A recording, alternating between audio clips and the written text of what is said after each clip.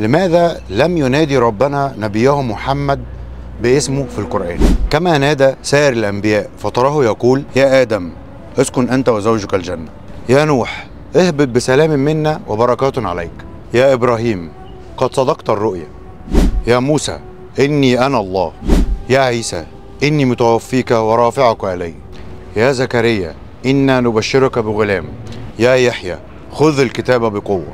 وإنما قال لحبيبنا محمد صلى الله عليه وسلم: يا أيها النبي إنا أرسلناك شاهدا ومبشرا ونذيرا، يا أيها الرسول لا يحزنك الذين يسارعون في الكفر.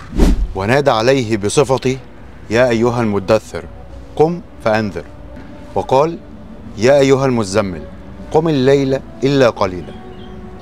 وما ذكر اسمه مجردا إلا وقرنه بصفة النبوة والرسالة. فمثلا محمد رسول الله، وما محمد إلا رسول قد خلت من قبله الرسل، ما كان محمد أبا أحد من رجالكم ولكن رسول الله. ثم تأتي الآيات التي يبين ربنا قدر نبينا محمد فيها، ويقول جل وعلا مبينا أنه زكاه في عقله فقال: ما ضل صاحبكم وما غوى. زكاه في بصره فقال: ما زاغ البصر وما طغى. زكاه في صدقه فقال: وما ينطق عن الهوى. زكاه في معلمه فقال: علمه شديد القوى. زكاه في حلمه فقال: بالمؤمنين رؤوف رحيم. زكاه كله فقال: وإنك لعلى خلق عظيم.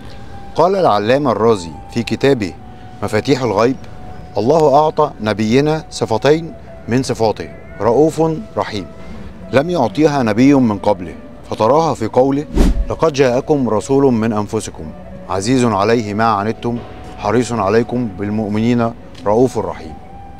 وختاما، اللهم صل وسلم وبارك على سيدنا محمد على آله وصحبه وسلم. وما تنسوش دعمكم لينا بالشير عشان المحتوى يوصل لأكبر عدد ممكن. والسلام عليكم.